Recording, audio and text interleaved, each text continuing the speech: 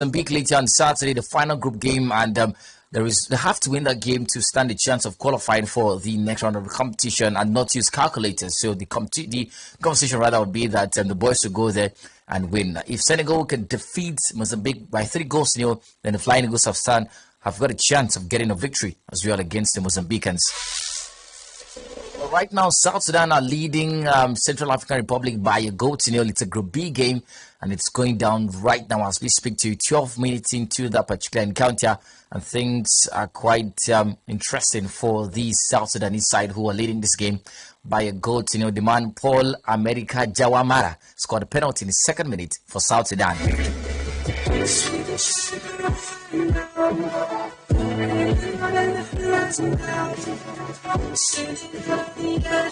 Right, so Blyden, before we talk about something else, we saw 2 NPFL games go down last night. Yesterday, particularly, it was 2 rescheduled fixtures. One was match day 7, and the other was a match day 9 rescheduled game. Bayelsa United held the defending champions Rivers United to a 2-2 draw yesterday, and of course, it was quite an encounter. Daniel Ekbo scored for Bayelsa as well as Robert Mazel. But for Rivers United, it was Chema Kamadu and Malaki Hawame scoring for the defending champions of the side. And there was also a match in a rescheduled game, El Kanemi Warriors losing to Kwara United by 2-0. And as a result of this result, El Kanemi have sacked their manager. By the way, David Chijoke Naji scored for El Kanemi Warriors in the 20th minute, gave them a lead that they thought they would hold on to the end of the game. But Jide Fatioko equalized for Kwara United, and Gordon Oshagbemi made it 2-1 for Kwara United as they went on to get a victory far away in Maiduguri yesterday.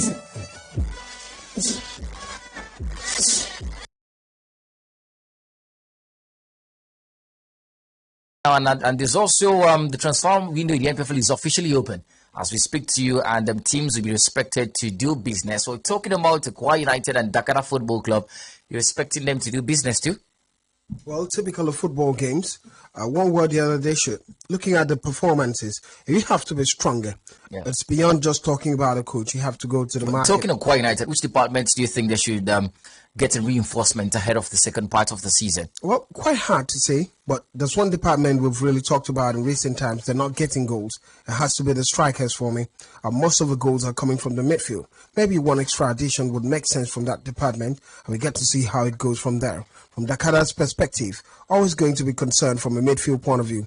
I know the captain Ekwe is part of that mix, but you need to be resolute in the midfield to be able to go away and get result, especially when the pressure from the home side is on you.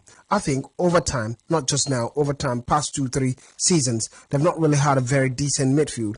Maybe some of them on the bench, the likes of Inamoto and the rest, not really having playtime for me. I think they should also have playtime. But looking at it too, they need to reinforce in that department. All right, dear, let's take a short break. When we come back, we'll talk about the UEFA Champions League games we saw last night. One in Germany, the other in Italy. We take a look at the results and how this affects the complexity of these second legs. We'll also talk about Manchester United against Barca later tonight. These and many more on the flip side of the show. Please stick around. Right back in a jiffy. The Football Fans Friday is officially here. All the biggest football fans around the globe, all in one place. United for life. I'm Barcelona. 100% Arsenal. I'm Juventus. I'm Madrid. I'm Chelsea. Surely it has to be Manchester City. AC Milan. I've been to Kwara United. Dakar for life. Ha ha ha. Eyimba. Kano Pinners. Exclusive and up-to-date football content every Friday 3 to 4 p.m. on Planets 101.1 FM. Come ready to rep your club. Nothing unites the world like football. Join the football community here on Planet 101 FM. Uyo.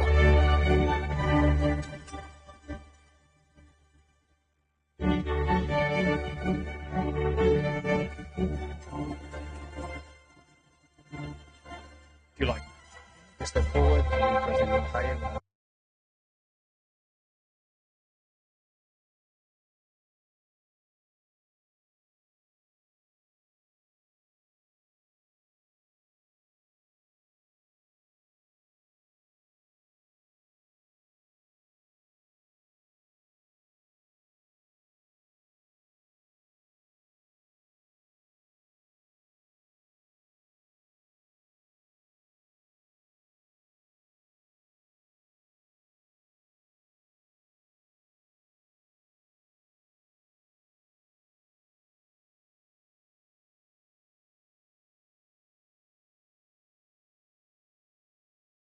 about City were in complete control in the first 45 minutes of the game and got the breakthrough midway through the halftime when Ike Gundogan pounced on the mistake in the defense and fed Riyad Mahrez to drive into the back of the net. But Leipzig came out in the second half with more ambition and twice went close to equalizing early through Benjamin Hendricks, who first headed just over before sweeping wide with Edison to beat the City goalkeeper. Was good on the night for the team, but not entirely good enough. Josko Guardiola got the equalizer for Leipzig in the 70 minutes.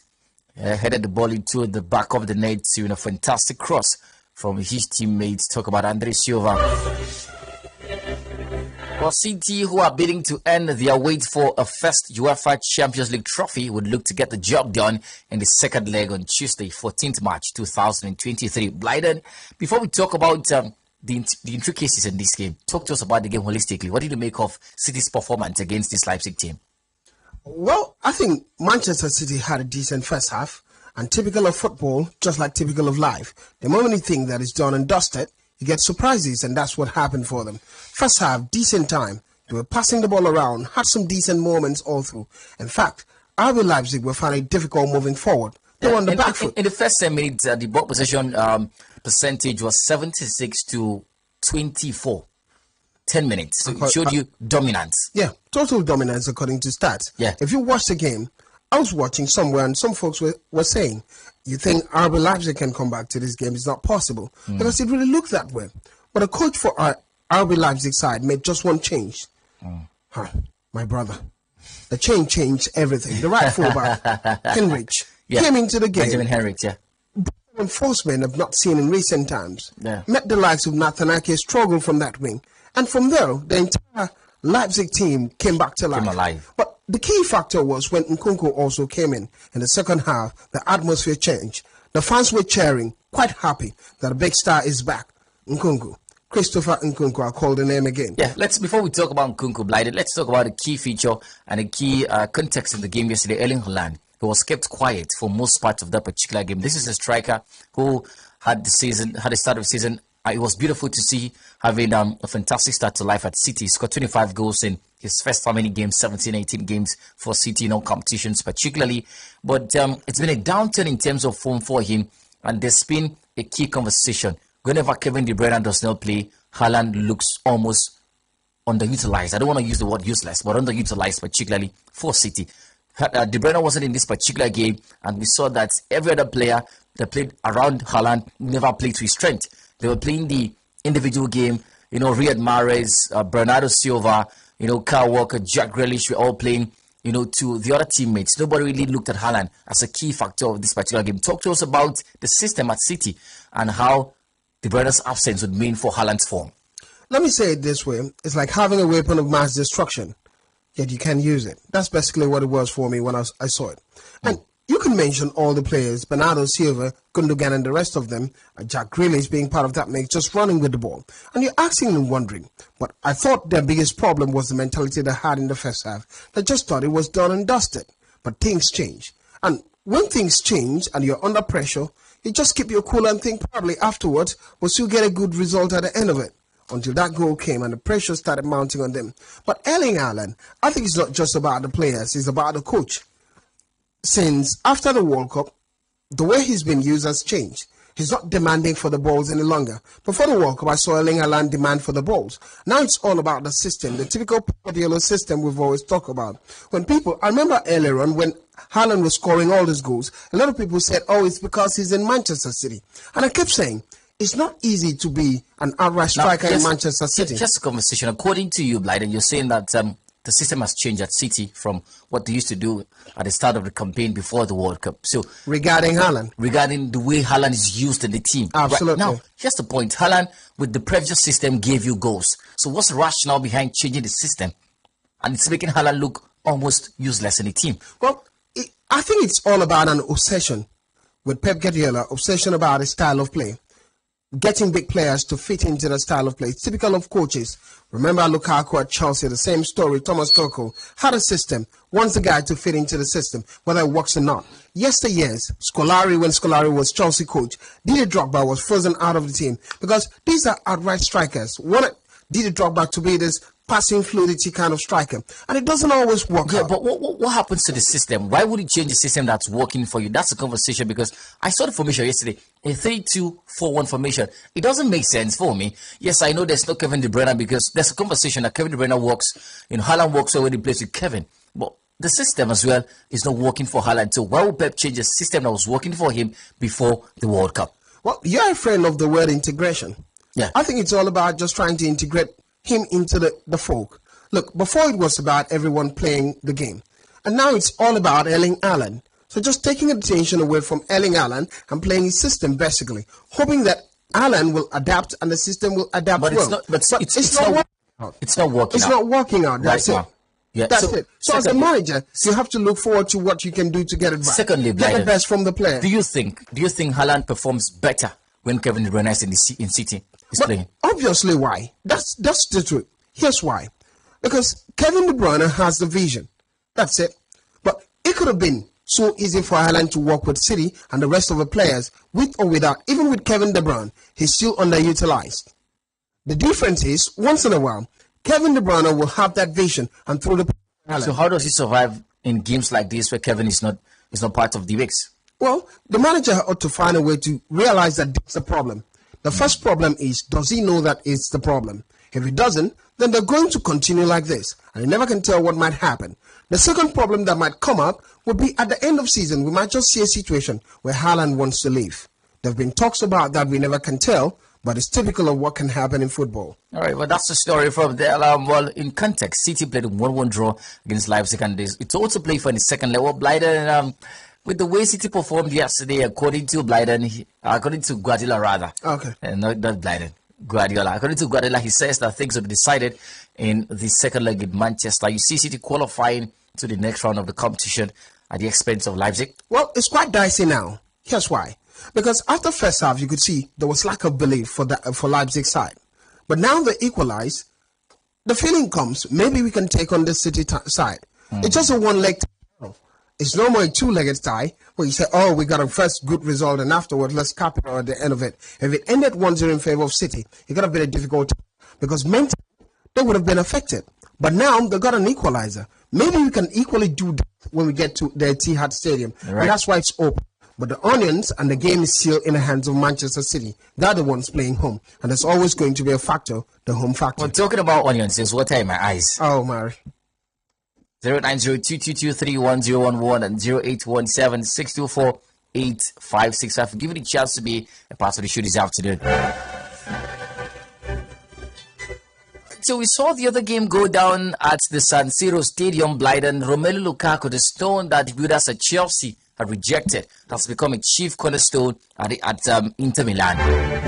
Came from the bench and scored the only goal of the game as Inter Milan defeated Porto yesterday by a goal to nil. Porto, by the way, ended the game with just 10 men as Marco Tavio got a red card late into that game. Lukaku converted a rebound after his first efforts bounced off the post in the 86th minute at the San Siro Stadium. Andre Onana was key for Inter Milan. Got a fantastic strike and, of course, saved a lot of goals, rather. As Edu Sanusi had a few chances. Super Eagles left back, but just could not score. Mehdi Taremi, the striker for the Porto side, sadly never was able to put the ball at the back of the net. And Inter Milan came out as winners at the end of the day. Well, second game comes up at the Estadio de Dragao in 2 weeks' time, Tuesday, 14th March, particularly. Well, Blyden, talk to us about Lukaku. He's been out for Inter Milan through injury, but he came back yesterday, had an instant impact for Inter Milan. Today seems to be about a story of life. When you're counted out, you get to come back. We've seen that happen with a lot of players, and it could be a story for anyone listening to us. Absolutely. My son, here's the thing. Lukaku, decent player, but at Chelsea wasn't seen as good enough. Even at Inter in recent times, they started saying, we don't want you.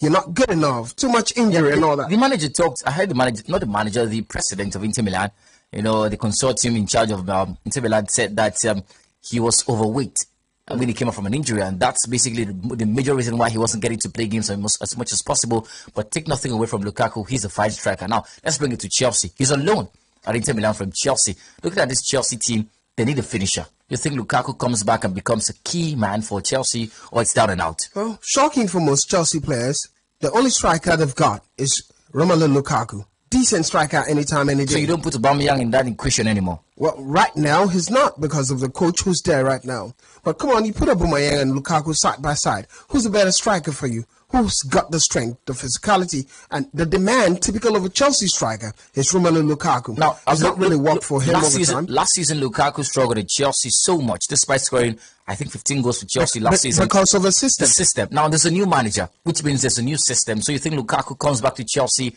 and sparkles in his new system on the ground, Potter? Sadly, I don't trust the manager, but the system looks good where Lukaku can function.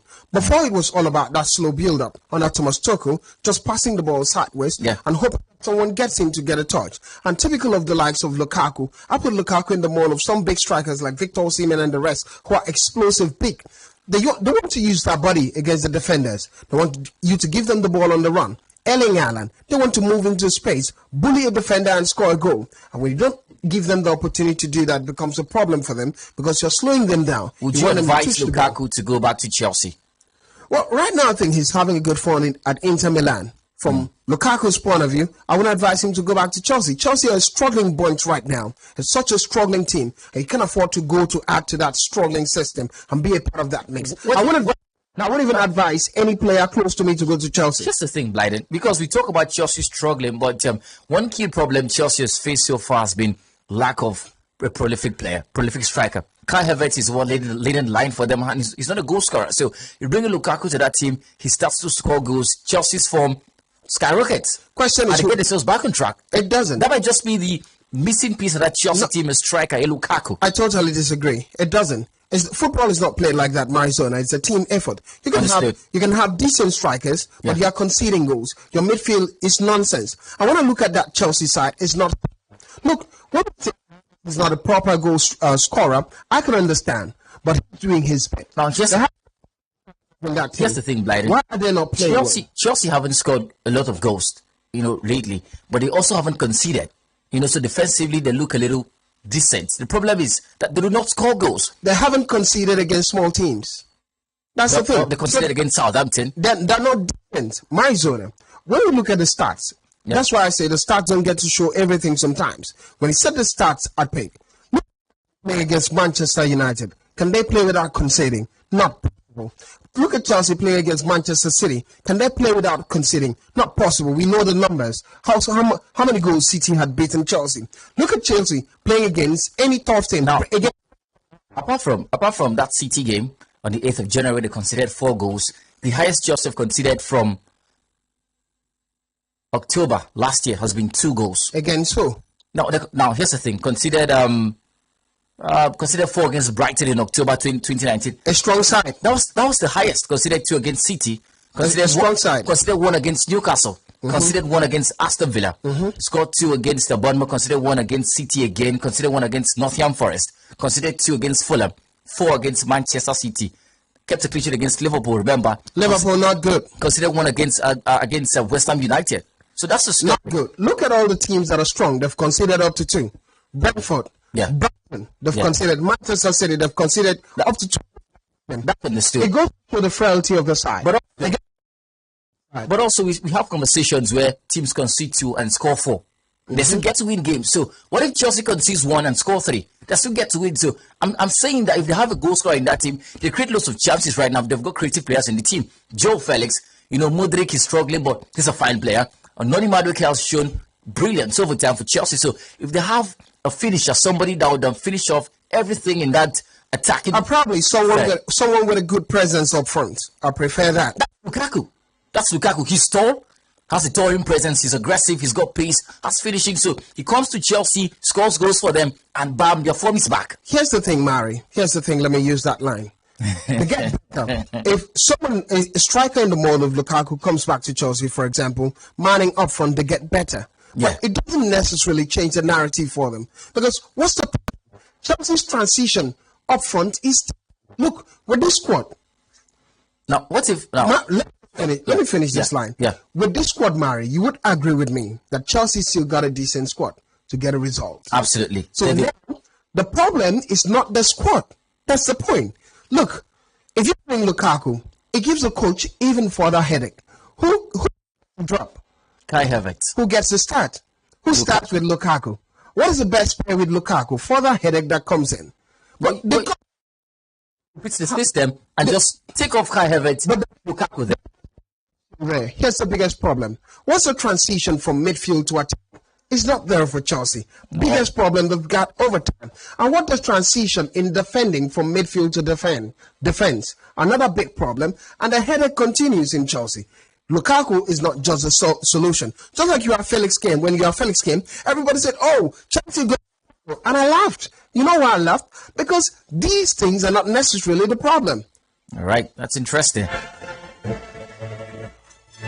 We're talking right now. If you had a chance to advise Lukaku, he goes back to Chelsea or he stays at Inter Milan for you. And do you think that Lukaku would solve Chelsea's goal-scoring problems? 090-2223-1011 and 0817-624-8565. It's your time to talk to us. Good afternoon. Welcome. Hello, good afternoon, Arizona. Yes, welcome. Good afternoon, Blyden. My name is Santi Kazola. I'm calling from Italy. Right, Santi. Arizona, I want to talk about Manchester City and Chelsea. Well, if you look at the team is now badly doing bad or looking bad, or the players. The truth is this: when you have a midfield from now, I want to draw your mind back to 2018 in Frankfurt. You know, if you have, I used to tell somebody that if you play football, if you have a good number 4 and a good number 10, you can play anything in the world. Now look at Kante in that 2014 France team. You see that Kante does the marking and not the passing. Who does the passing? The passing goes from Paul Pogba. Now what happens is whenever Pogba, the ball gets to him, what Pogba does is he looks at his front, his striker, and he knows where to keep the ball at that time. Then when you look at Man City now, Man City, if you check at Man City, when Kevin De Bruyne is not there, Bernardo Silva cannot give us pass. The other one who can give that pass sometimes doesn't play that because sometimes Guardiola feels he doesn't have the strength that he acquired. So the truth is the team is not doing bad. Just likewise like Chelsea, all they need is they need one creative midfielder that can give the pass anytime needed. Thank you for having me. All right, thank you very much. Thoughts appreciated. Good afternoon, football fan. Welcome. Hello. Yes, good afternoon. Good evening, Arizona. Good evening. Afternoon, rather. You guys are doing very great. My name is Godwin from India. Yeah, Godwin. Yes, sir. Hold on, sir. Go ahead, Godwin. I want to say that I'm super excited to know that our junior team, the Nigerian junior team, that's the Flying Eagles, I think they were able to overcome their Egyptian counterpart yesterday, drilling them by the wall. And that was so great. Even though from the source that I got the update said that they didn't play anything, that it was only the goalkeeper that made wonderful saves. I give kudos to them, and I ask you to just kindly relate this information to the coach to work on the team, to rework on the team properly and make the team fit, so that they will be able to, just give us victory. All right. Thank you very much. Blyden is ambassador to coaches. You're streaming live on Facebook, by the way. Just head to Planet Radio 101.1 FM Uyo, the page with the blue tick. We're streaming live. Go there, drop a comment, and I'll take them in the course of the show. Otherwise, we're taking calls. Good afternoon. Welcome. Well, we have you if you can talk to us. Don't flash me, please. From the live field, 30 comments right now. Also, Francis Namani says, good afternoon, my analyst in the studio. Looking forward to today's Europa League games. Man City will triumph over Leipzig in the return leg. Thanks and God bless. During Michael says, Man United must win the game for me. Ndifreke Odo says, congrats to the Flying Eagles for winning the match yesterday. Tonight is the best night for United fans all over the world. I'm happy because Anthony and Casemiro are back. Happy 31st birthday to Casemiro. Happy birthday to him. Good afternoon, welcome. Tenero. Right.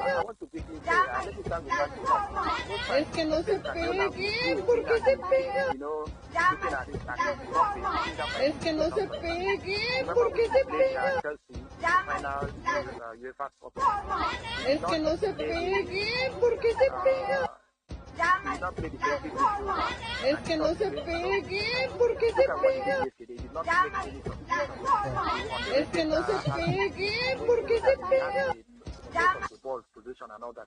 But you can see that one player can come in and change the narrative of every game. That shows the ingenuity of coaches now. You look at the match, read the match, and look at the formidable player that can come in and change things for you. That is exactly what happened to Ability that yesterday. I want to let you understand that Guardiola, or Pep Guardiola, will also be looking for a way of being a junior, but most times he's doing it in a very wrong way, like what happened that yesterday.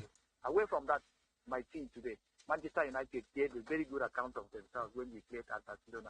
And I'm looking forward to seeing the that face, defend the goal, and make sure that they progress with this game. This is why I love Manchester United. Glory, glory, Manchester United. Thank you very much, Tenero. Your thoughts appreciated. Well, let's talk to Top Gun, an Arsenal fan enjoying his season. Top Gunner, good afternoon. Discussing about Lukaku and high kick. So I'm not chasing fans. The little are contributing. You know, can have the high kick, but you lack stamina. A little on. And you know, the police, they have known it and they don't sympathize with him. Just like Yema.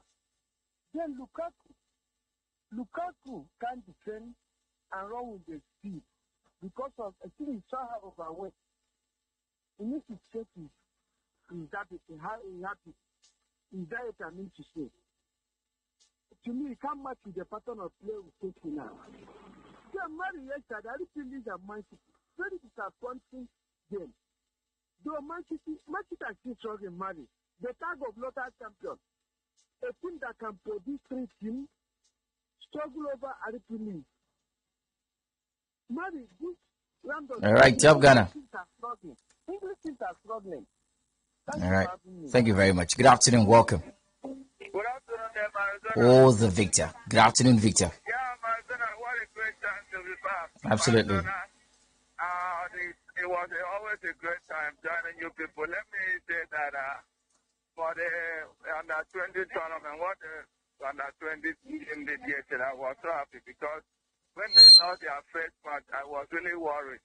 So I believe that the coach must know the business and qualify to the knockout round.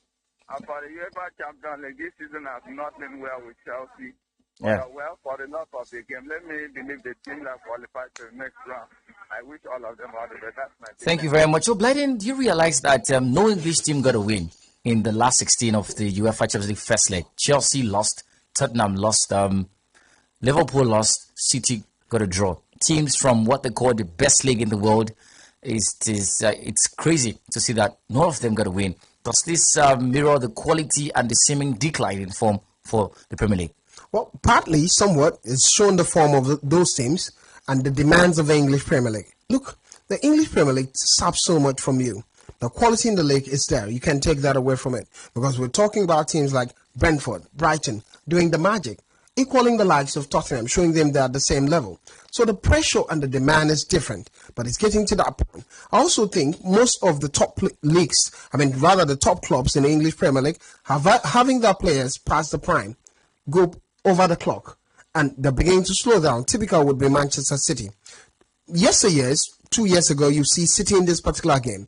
They'll be so quick on the ball. Before you know it, it would be 2 goals, 3 goals. But I watched City yesterday. They were so slow. Talking about Liverpool, we know that debacle. Quite difficult for Liverpool. Not to talk of Chelsea. No, let's talk now. Let's talk Tottenham. Let's forget Chelsea. So, Tottenham quite disappointing from a coach's point of view. That's it for me. All right. Because I think they have the arsenals to do the job, to get the necessary result. I understand during the Champions League game, they had lots of injuries. The entire pack of the midfield was injured. Yeah. They went with the second string of midfield, the likes of Skip and Sarr. But they did the best they could. Second leg could be a determinant factor. It's not over yet for English sides, but I think it's over for Liverpool. It's over for Chelsea too.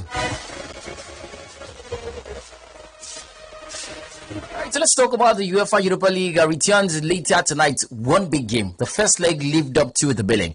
City and Barca renewed their hostilities at the Old Trafford later tonight to determine who would progress from their Europa League knockout round playoff tie. The two continental giants competed in the Champions League final 12 years ago, played a 2-2 draw at the Nou Camp last week, and similarly, a contest worthy of a Hollywood symbol would be expected later tonight at the Theatre of Dreams. There's a lot to be expected in terms of quality and form. Barca doing particularly very well in the La Liga, holding on to a chance of winning the La Liga title ahead of Real Madrid this season. They're around 8 or 9 points ahead of second place Real Madrid. For Manchester United, they've been a different team, post World Cup, and both teams have got a similar record. In their past 5 games, they've won at least 4. United have won 5 in their last 5 games, 6 games in all competitions. That shows you quality. Well, Barca look like a team who are ready to get themselves over the line. But let's talk about team news. Man United have had plenty of players on the notice tab recently, but the duo of Lisandro Martinez and Marcel Sabitzer are back from continental bans served in the first leg, while Casemiro, whose birthday is today, also returns to the fold amid his 3-game domestic suspension, which has now been completed. Christian Eriksen and Donny van der Beek continue their long-term recoveries, while Anthony Martial is still sidelined with a hip problem. But Ten Hag is confident that Harry Maguire, the great Harry Maguire, and Anthony will be both fit for this particular game. And for Barca, Ousmane Dembele's thigh problem will keep him out of contention for today's game. But in Brighton news, Ronald Araujo is back from a domestic ban. Sergio Busquets was an unused substitute against Cadiz over the weekend, but he is back and fully fit for the game later today. Could link up with Frankie de Jong and Frank Kessié later today in the midfield trident. Let's take a look at, take a listen to the man, Rafael Varane talk ahead of this game later today. Well, Varane, a former player of Real Madrid, understands the La Liga through and through, played against Barca so many times, and here's this man talking about Barca and what his United team should expect from the La Liga leaders. Top level, 2 offensive teams who wants to press high on the pitch.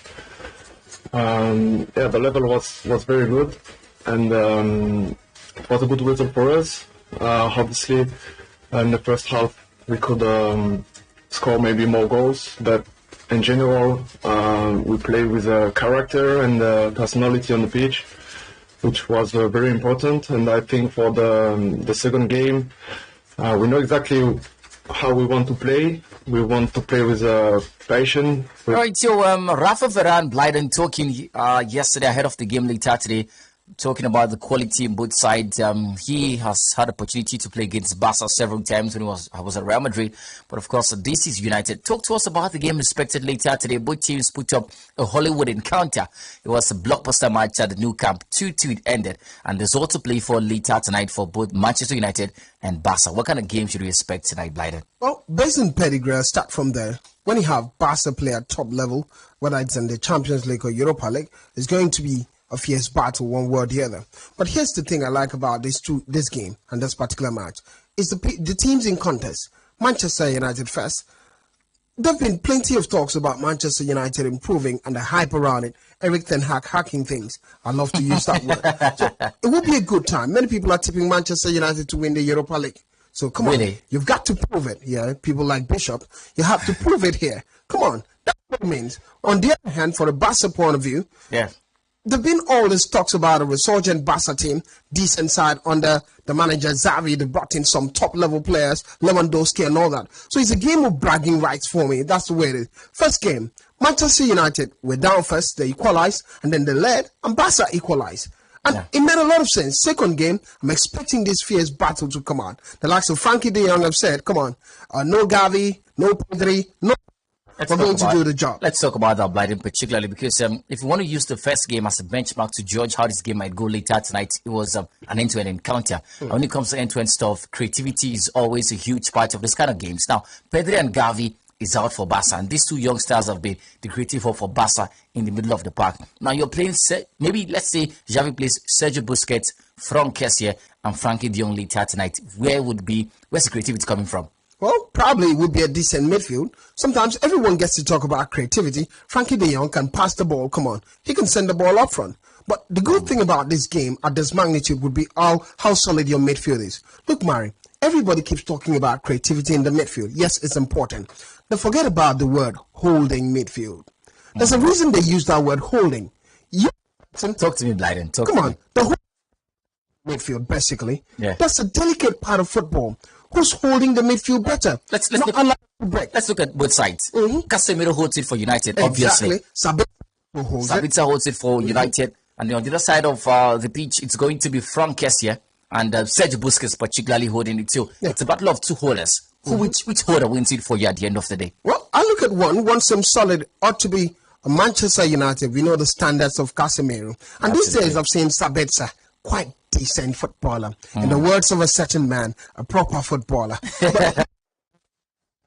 Because qualities on the side. It's a mouth-watering encounter for me. I miss Pedri in this one. But my problem isn't Gavi. Gavi hasn't been that decent for me. Just running around the pitch all the time. I want businessmen today in the midfield. I want to see the passes. I want to see the tackle. I want to see the block. I want to see everything. I also want to see the wingers do the magic for me. Finally, attack, Biden. On this side, there's Marcus Rashford. MBE, banging in goals left, right, center for United. He's expected to continue that form, that momentum later tonight. You know, he'll be the key man, the key focus for United in the attack later tonight. On this other side, it's a list. There's Lewandowski there who can score goals. He's good. He's a prolific striker, proper bowler. In the words of your man, right? There's also Rafinha, who made sure that he made a statement at the new camp last week. He's ready to do the same thing when he travels to England later tonight. The former Leeds player. You know, there's Ferran Torres, who's been good, quite decent recently for Barca. Very decent. I hope he's not been. I think he's not been given enough credit for what he's done. Definitely, he had a resurgence. He was on the bench. He flattered to receive last season. Was on the bench for most parts of the season, but he's getting himself back on track, and that's the attacking combination for Barca. For United, maybe the concentration would be just Marcus Rashford, but for Barca, it's a flurry of attackers. So, what happens to when Marcus Rashford is held off? Who else would be bold enough to rise up to the occasion and do the damage for United? Well, for me, it's not all about who gets to score the goals. It's all about who puts enough pressure. These days, I've seen it better versus Vegas. He's not scoring goals. Yeah, Mary, don't give me the look. He's not. Criticize him the most because he wasn't playing well. But when he's playing well, I tell you, he's playing well. He's not scoring. He's not played as an attacker anymore. He plays in behind Marcus Rashford, and that makes sense. Exactly. But goals as you part of the game. So, and then the few chances he's been given, he barely gets to score, and that's a thing of concern. Arizona, sir, I understand what you're saying. Let's go ahead then. But the pressure is what matters first. And there's something about Marcus Rashford these days. He's scoring impossible goals these days. I think he's backed an associate professor in scoring goals. And it makes a lot of sense for me. Look, but Lewandowski, decent footballer. Just like I said before, it's a game about bragging rights. There's Lewandowski on this side, there's Rashford on this side, Ansu Fati on the other side. Decent footballer. I want to see what we'll make out of it, but it's Old Trafford. I just hope that what I'm expecting in this game will sparkle. If it gets to happen, but my preference would be Manchester United qualifying ahead of Barcelona. Well, I wanted to ask who goes in for you, but you just took the questions off my mouth. But that's the story from there. Let's take a look at some comments from the Facebook page before we take calls. Or I think we should take a few calls and then prepare to take comments. We're back on the phone lines 090-2223-1011 0817-624-8565. Manchester United, Barca, who wins it for you? Good afternoon. Welcome to the show. Football fan. Hello, good afternoon, Blyden and the returning marriage. Yes, good afternoon, Pastor. Yeah, Pastor Tony, Afghan, a.k.a. Go ahead, Pastor. I want to talk about the possibility of... hello? Go ahead, Pastor, we can hear you. I want to talk about the possibility of Romelu Lukaku returning and getting into the starting line of Chelsea maybe for next season. For now, he's been injured even while on loan out at his former club, Inter Milan, before he came to Chelsea. He's out injured and he's coming back into the game now. So the amount of his work rate, we cannot really judge his work rate and say he would come back into the Chelsea and make an impact immediately. So I think we have to allow him more matches, more game time to see how he sparkles those at Inter Milan and see whether that workload will now make him come back to Chelsea. All right, Pastor. Into the starting lineup. For the match between Manchester United and Barca, this is going to be as explosive as it was in the first leg. With Manchester United saying that they have scored the 2 goals away at the Camp Nou, that is going to be a walkover at Old Trafford. They may be in for a serious trouble. You know very well that away goals, no more counting. Yeah. All right, Pastor, please wrap it up for us so we have time for other callers, please. So Manchester United have to ensure that they play better than they did. All right. No camp. Thank you. At Old Trafford to be able Thank you. to overcome the Barcelona team. Thank you very much. Thank you very much, Pastor. Your thoughts really appreciated. Hello, good afternoon. Welcome. Good Yes, welcome. All right. Yes. I want to have my take on the United game today against Barcelona. The last game was an end-to-end stuff. So, what to do again? To be like that also. But all I need from my United is just 2-0. They should put an end to Barcelona era. Just put the end to everything. See, Lewandowski cannot play against Manchester United against at Camp Nou.